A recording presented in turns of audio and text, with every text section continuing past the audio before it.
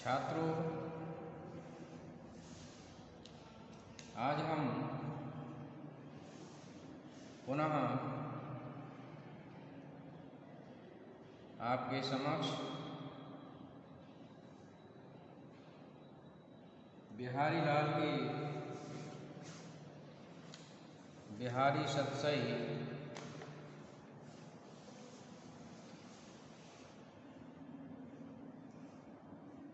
के प्रमुख दोहों को लेकर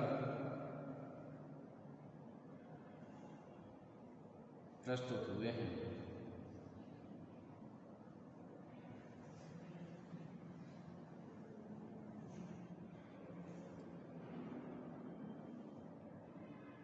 तो आज हम इनके विषय में जानेंगे।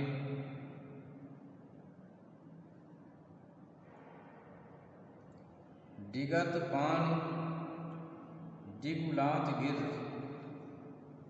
लख सब ब्रज बिहार। कंप किशोरी दरस के खरे लजाने लाल। छात्रों, इस दोहे में उस प्रसंग को उठाया गया है जब भगवान कृष्ण अपनी उंगली पर गोवर्धन पर्वत को धारण किए हुए और उस गोवर्धन पर्वत के नीचे आसपास के सभी लोग सुरक्षा की दृष्टि से मौजूद हैं।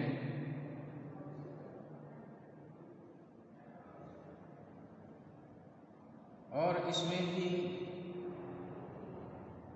इन लोगों के साथ में राधा भी मौजूद है। यद्यपि भगवान कृष्ण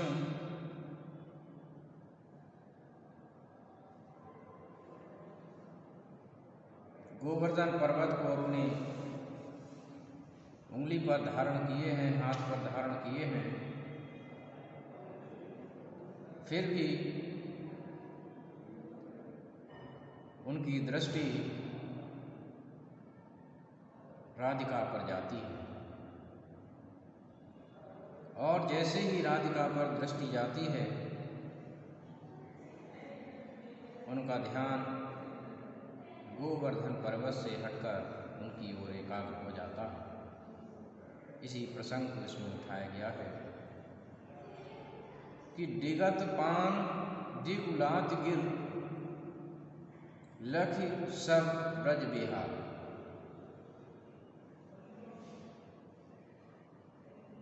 कि जैसे ही भगवान कृष्ण राधिका की ओर ध्यान एकाग्र करते हैं, ध्यान करते हैं, ये दिगत पान, पान कहते हैं हाथ के लिए, उनका जो हाथ है वो एकदम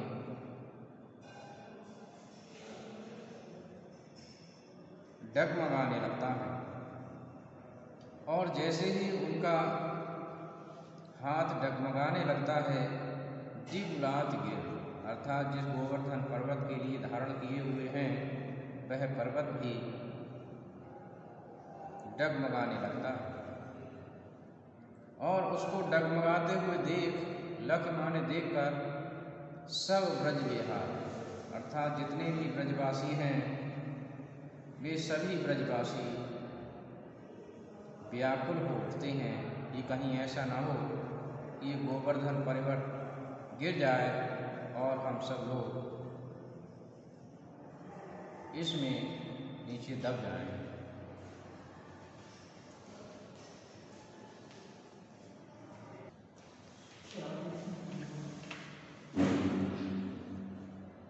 कंप किशोरी दरस के खरे लजाने लाल।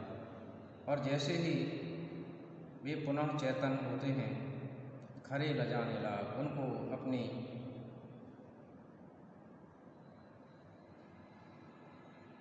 इस कार्य से लज्जित होना महसूस होता है। कि लाज लगाम न मानही नैना मुँह बस नाही। कि लाज लगाम न मानही नैना मुँह बस नाही। ये मुँह जोर तुरंग ज्यों ऐंचत हूँ चल जाने। कि नायिका कहती है कि लाज लगाम न मानही, कि नायिका के जो नेत्र हैं वे लाज रूपी लगाम को नहीं मान रहे हैं। नैना मुँह बस नाही, और उनके जो नेत्र हैं वे नेत्र उसके वश में नहीं हैं, उसके नियंत्रण में नहीं। ये मुँह जोर तुरंग ज्यों, ये मुँह जोर तुरंग ज्यों ऐंचत हूँ चल जाही।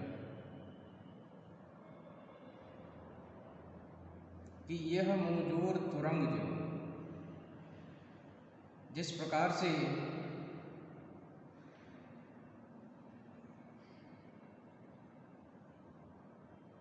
रथ में जुड़े हुए घोड़े अनियंत्रित हो जाते हैं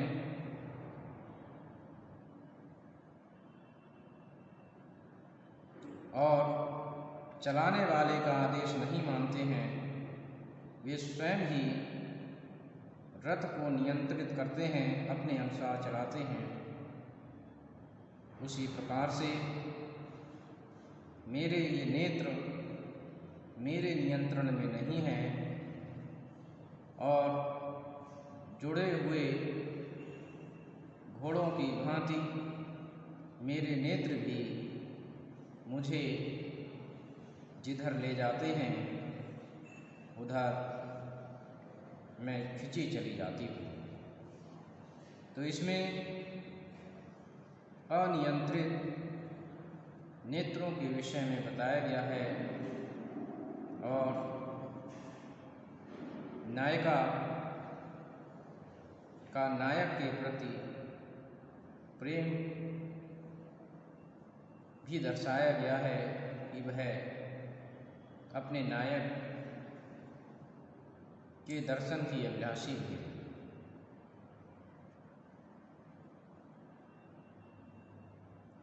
किति न गोकुल कुल वधू किह न कही सिख दीन।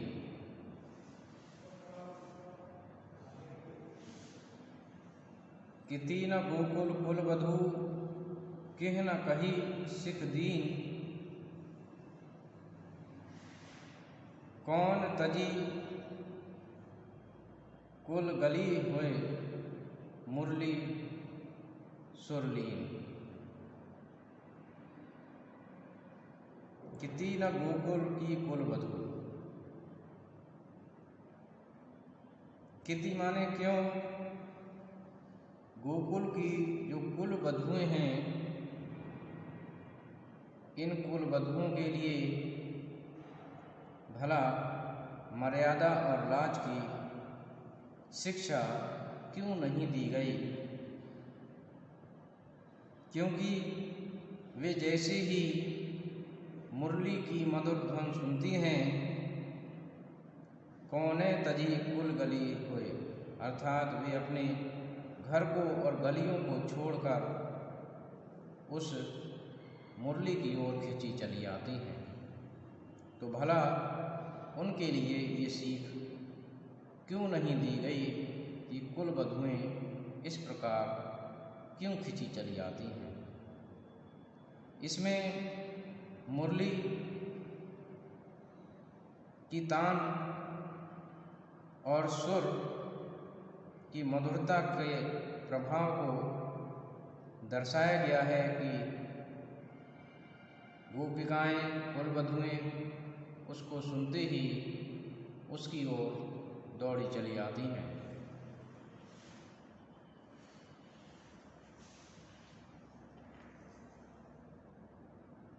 चिर जीवी जोरी जुरे क्यों न स्नेह गंभीर,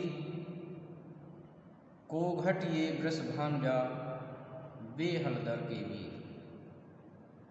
कि चिर जीवी जोरी जुरे, चिर जीवो लंबे समय तक ये जोड़ी क्यों ना सलामत रहेगी,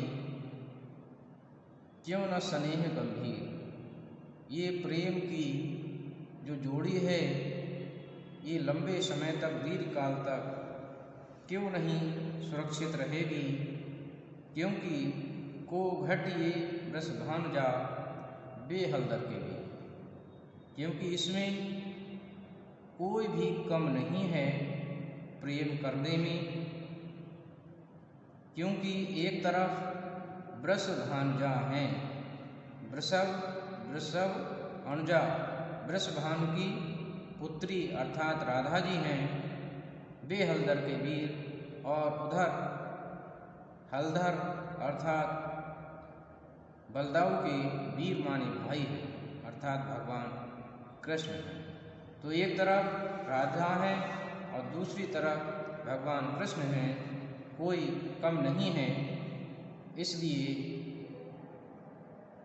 इन दोनों के प्रेम की जोड़ी एक लंबे समय तक भला क्यों न सलामत रहेगी। वृषभानुजा और हलधर के वीर में